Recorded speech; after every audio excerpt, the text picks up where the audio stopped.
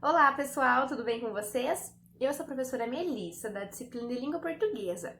E vocês vão perceber, na sequência dos nossos vídeos, que eu sempre gosto de propor alguns tópicos a serem refletidos por vocês e por mim. Então, para iniciar hoje, eu gostaria de perguntar: vocês acham que é importante conhecer o significado das palavras? Sim! É fundamental conhecer o significado das palavras para conversarmos ou também para quando lemos um texto ou quando escrevemos. Assim, podemos entender o que está sendo dito. Vamos fazer a leitura do texto Jogador número 1 para explorar alguns elementos? Jogador número 1, de Ernest Cline. O ano é 2044 e a Terra não é mais a mesma. Fome, guerras e desemprego empurraram a humanidade para um estado de apatia nunca antes visto. Wade Watts é mais um dos que escapa da desanimadora realidade, passando horas e horas conectado ao Oasis, uma utopia virtual global que permite aos usuários serem o que quiserem, um lugar onde se pode viver e se apaixonar em qualquer um dos mundos inspirados nos filmes, videogames e cultura pop dos anos 1980. Mas a possibilidade de existir uma outra realidade não é o único atrativo do Oasis. O falecido James Halliday, bilionário e criador do jogo, escondeu em algum lugar desse imenso playground uma série de easter eggs e premiará com sua enorme fortuna e poder aquele que conseguir desvendá-los, e Wade acabou de encontrar o primeiro deles. Embaixo segue o link de onde o texto foi retirado. Com relação à leitura desse texto, você notou que algumas palavras estão destacadas? Sim, o autor as destacou porque considerou que elas poderiam ser mais difíceis de entender. Geralmente, chamamos isso de glossário, e as palavras que compõem o glossário são aquelas que o autor supõe que não façam parte do repertório do leitor, ou seja, vocábulos que não estamos acostumados a utilizar em nosso dia a dia. Então, a palavra apatia significa indiferença, insensibilidade e desprezo em relação a todas as emoções. Já a palavra utopia é um lugar ou estado ideal de completa felicidade e harmonia entre os indivíduos. Agora, easter eggs, segredo escondido em qualquer tipo de sistema virtual, incluindo músicas, filmes, websites, jogos eletrônicos, etc. Agora, partindo para a interpretação do texto, vamos observar as 3 perguntas. Número 1. O jogador número 1 é um livro que teve seu enredo transformado em filme. Qual é o tema dessa narrativa? Com relação à resposta da pergunta número 1, podemos entender que se trata de uma fuga da realidade, uma fuga da vida real para uma vida utópica, onde há uma busca por easter eggs que premiará com enorme fortuna e poder aquele que conseguir desvendá-los. Passando para a pergunta de número 2, no contexto do filme, o que é um oasis? A resposta da pergunta número 2 é uma utopia virtual global que permita aos usuários ser o que quiserem, em um lugar onde se pode viver e se apaixonar em qualquer um dos mundos inspirados nos videogames, filmes e cultura pop dos anos 1980. Então, para finalizarmos essas 3 primeiras perguntas, vamos para a última. Número 3. Você conhece o significado de todas as palavras do texto? Quais geraram dúvidas em você? Então, para finalizar essas perguntas, vamos à número 3, que é: quando não sabemos o significado de alguma palavra, devemos utilizar o dicionário, sim, para buscar essa definição. E essa pergunta, sim, claro, ela é mais pessoal, pois deve-se observar o que você considera necessário explorar o significado para entender melhor o texto. Claro que, nesse caso, o autor deixou em destaque algumas palavras para ajudar a compreensão do leitor, pois o autor considerou, naquele momento, que aqueles vocábulos talvez não façam parte do seu dia a dia, e dessa forma ele definiu um glossário. Observem aquele questionamento.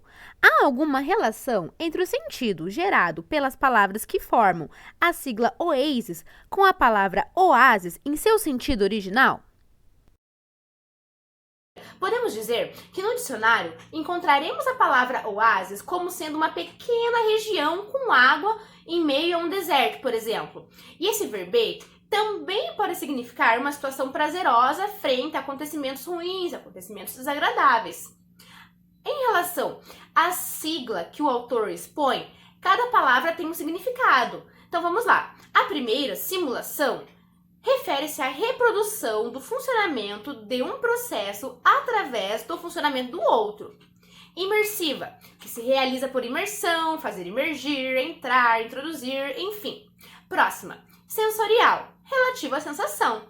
Ontologicamente, que estabelece relações entre conceitos de diferentes sistemas. E para finalizar, antropocêntrica, que são teorias ou crenças que se baseiam no antropocentrismo, que é um sistema filosófico ou uma crença religiosa que considera o homem como o fato ou fator central de algo. Seguindo agora para o conceito de estrangeirismo, pode-se dizer que é quando utilizamos uma palavra ou expressão que ainda não tem correspondente em nosso idioma, como a palavra check-in, que vem do inglês. A tendência é falar puxando a pronúncia para o nosso idioma e acaba que nós falamos check-in. Agora, releia o trecho a seguir.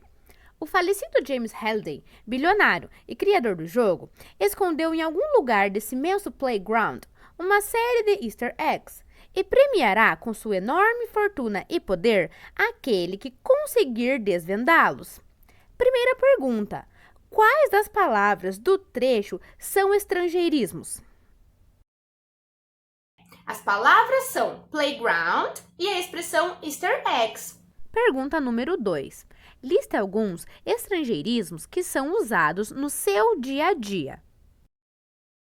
Já a número 2, alguns exemplos podemos dizer que são pendrive, skate, Wi-Fi, laser, etc. Mas é muito importante ressaltar que quando a palavra é considerada estrangeirismo, utilizamos ela da forma que é em sua língua de origem, como Wi-Fi.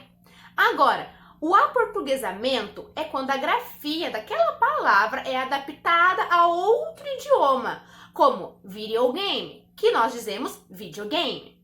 Sobre o verbete, entende-se que é um gênero de caráter informativo e predominantemente descritivo, que apresenta as diferentes definições de uma palavra, além de outras informações específicas.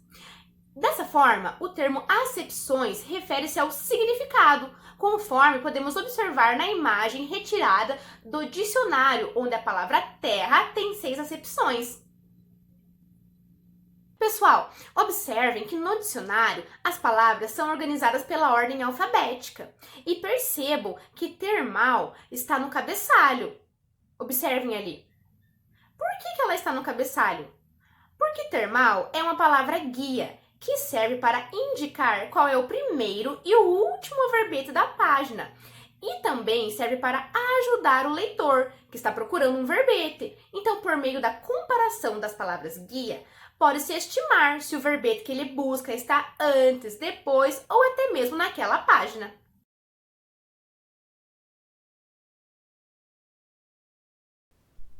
Observe ali o número 15. Leia este trecho do verbete de dicionário e relacione as informações, identificando as partes em destaque. Então, a nossa palavra é a palavra terra. Número 1.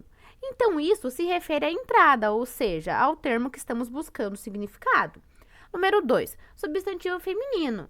É a classificação gramatical, se é um adjetivo, um pronome, um numeral, etc.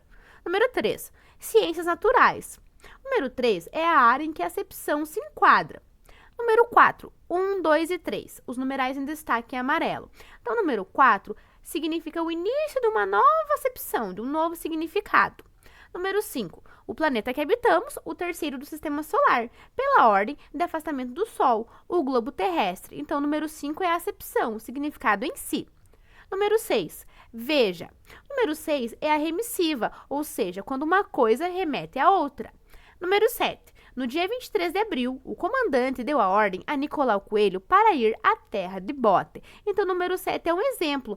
quando colocamos aquela palavra em uma frase para que, através do contexto, seja mais fácil entender qual é o seu significado.